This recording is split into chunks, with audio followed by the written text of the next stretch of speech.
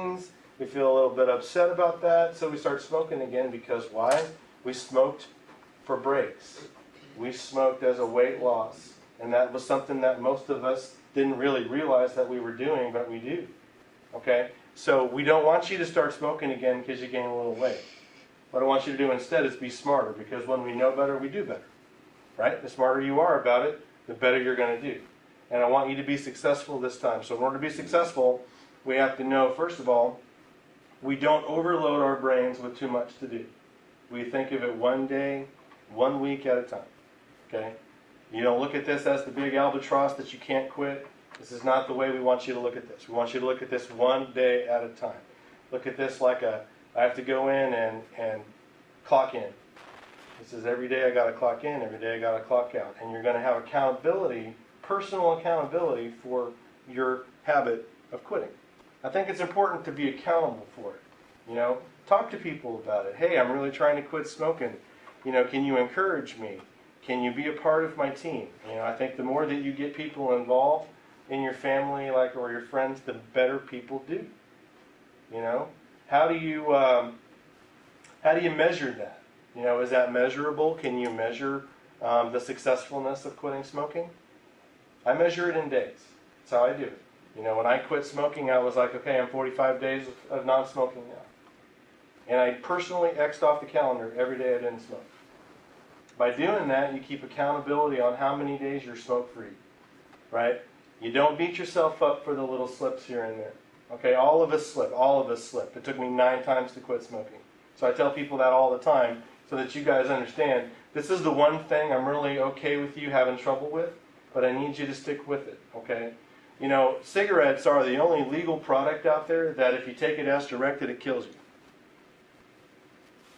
So we're really trying to get you to understand and wrap your brain around that. You know, when we think about products, we think about things that we're trying to do. We're thinking about how tough it is in the past, and oh my gosh, what am I going to do now that I'm having all this stress? Think about how much more stress it is to go through a death or a bad health situation. You know, think about all the things you're avoiding. You're doing a lot of avoidance right now by quitting. Like I told you, that's 7 minutes a day, every 7 minutes back on your life every time you don't smoke a cigarette. So how many cigarettes have we smoked in the last 10 years? You got a lot of time to get back, right? You know, so put a little bit of thought into that. So let's talk about what we're going to do tomorrow. Tomorrow is supposed to be your first day of non-smoking, right? Some of you have already gone through some life modification ideas. Okay, so let's talk about tomorrow morning. I like to tell people to be prepared for this, because the more you prepare, the better you plan for your non-smoking life, the more successful you're going to be. So step 1, tonight, enjoy your last couple of cigarettes. Get them out. Okay? But then you need to put them in the trash. Because tomorrow, I don't want them in your house. If it has to do with smoking, like lighters or ashtrays, I don't care if your kid made you one in kindergarten, put it in the attic. Get it out of sight. Because when we see it, we want to do it. Okay? But if it's not that big a deal, throw it out. Lighters, ashtrays, cigarettes, any kind of thing that we associate with the smoking, that's a smoking paraphernalia. Okay? That goes in the trash. And then starting tomorrow, we're going to get up and we're going to somewhat change our routines. Okay? You already kind of did that. Have you guys already changed your routines a little bit in the morning? So what was your biggest trouble? Is the evening smoking, right? Okay, so are you smoking with coffee? Yeah, when I finally get all the kids dropped off and everything, that's when I buy my coffee and my cigarette. So you never really smoked around your kids? I do smoke around them, you know, when like there's time. We're all outside or something like that. But I don't smoke in my house or in my car or, you know, real okay. close to them. Well, what you're doing is really saving your kids a lot of trouble. The problem with parents who smoke around their kids is that we have, even though we don't smoke with our kids in the car and the windows rolled up, okay, which is really bad. I've seen people do that too. The smoke kind of clings to us.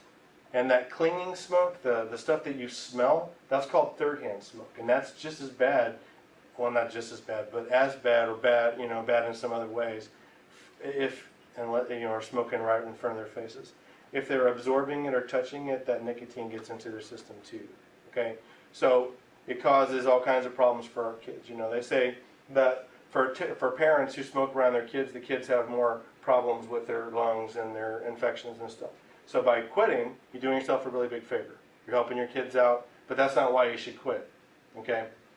I always tell people to quit for themselves, not for their family. It's important for you to quit for you, okay? Because you're the only one that can control that. But those are some of the benefits that you're giving your family down the road, right? You're avoiding all the things that come with smoking around your kids. But for tomorrow morning's plan, we're going to get up, okay? We're going to brush our teeth first thing in the morning. I think it's really important after you eat to brush your teeth because it keeps a freshness in your mouth. We're going to have a plan on when we normally would smoke a cigarette. We're going to have something else instead.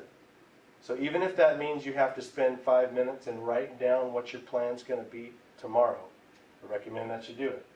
The more you know your plan, the easier it is to follow your plan. Okay, so get up after breakfast, brush your teeth so you have that freshness in your mouth and you don't want to dirty that freshness by smoking. Okay, get into your car, have something in your car, maybe like a minty thing or a cinnamony thing in your car to kind of help you to get through your car trip to work, right? Come into work, have something on your desk to help you get through all the 5, 6 breaks we want to take during the day and smoke, okay? When you are getting back in your car to go home or during lunch, have something that's going to help you get through lunch, okay? Think about every hour of your day and plan out your plan. Because if you don't, what will happen is something will sneak up and bite you and you won't see it coming, okay? Now, how do we handle the things that sneak up and bite us? Can you control somebody else? Can you control the external stressors that are thrown at you? All we can control is us, right? And I tell people all you can control is your response to the stress thrown at you. Cannot control what somebody else does. So some of the things that make you want to smoke. For me, it's going into Walmart. As soon as I walk into Walmart, I get stressed immediately because I spend 3/4 of my check at Walmart. And that's exactly how it is. Okay, but you know, for me, it made me want to smoke. That was a big one for me. I was the guy who smoked right before I got into Walmart and right when I left Walmart. That was me. I was the guy right over here blowing smoke when people were walking in and they're all mad because they have to smell the smoke. Yeah, that was me. Okay, so how do we avoid the stressors that come to us? How do we get through that stress? So when you're not smoking, you got to have something to fill that hole, right? So what are we going to do to get through that stressor when it comes? Give me some ideas. What have you already done in the past to help you get through it? Count to 10. Okay, so what does counting to 10 do? Calms me down. Okay, Makes so when me you're think of counting to 10, myself. are you just like sitting there counting to 10, or are you No, I'm taking breathing in in. deep breaths? Okay, right, and that deep breath actually lowers your blood pressure, right? You have physical changes with that. Have you guys tried that before, the deep breathing thing? Okay, so it works, right? You know, I think it's important to note that the deep breathing thing can be done anywhere, no matter what's going on. You know, if the person's right here yelling, like a customer yelling right at your face, you know, how are you going to get through that? Well, you're going to not hit them. You're going to step back and take a couple of deep breaths. What do you do when your kids really make you mad? My kid just did something yesterday that made me so mad I just wanted to eat her face. So what did I do? I didn't eat her face. Instead, I wanted to smoke, right? Because I did. I still get that sometimes. So instead of doing those things, I took some deep breaths and stepped away and separated myself from the stressor. You know, if it's possible to do so, get yourself out of it. Back out. Okay? And then when you are dealing with it, deal with it in a positive way, in a way that's not going to be negative impacting on it. Okay? You can run, you can walk, you can eat foods that are not bad for you. Okay? You can read a book. You can separate yourself from the scenario. A lot of things can help to mellow us out a little bit. But the 10 deep breaths are really valuable to you because that can be done anywhere at any time, no matter what scenario you're in. You could be driving over Penita to go to Wickham or whatever, and you can do the 10 deep breaths. Right? When somebody cuts you off in the car and you just want to flip them off, you know, instead of doing that, take some deep breaths. That's how we get through it, and we get through it one stress at a time. Remember that the majority of the stressful scenarios are immediate and fast-acting, or fast-acting ones, right? So when somebody cuts you off, it's not a really long-term thing, but sometimes we carry that stress with us for a little while, right? We're still going home talking about somebody who pissed us off in the morning, right? So how do we do that? What do we do? How do we cope? Well, the coping is part of your plan, okay? So I think it's important to note that on a piece of paper and note card, something you can stick in your pocket, right? You have, this is my plan, and this is what I'm going to follow. And then every time something occurs, you look at your plan to reground yourself, okay? I have a note card that I keep with me sometimes. It says, stop. Breathe. Focus. Get back on it, especially when I'm like testing for promotion or whatever. I have to keep myself focused on stuff. These are things that really do help you to get through things. Is every kind of stress a bad stress? What can we think of that's a good stress? That's called eustress. Good stress is eustress. So what kind of good stressors are there? Like what about competitiveness? Is that a good stress? To be competitive with somebody else? Yeah, sure. You know, like you got a guy over here on the treadmill and you're on the treadmill and you're trying to run faster than he is because he's kind of fat and you're not. You know, right? That's competitive stress. That's good stress, right?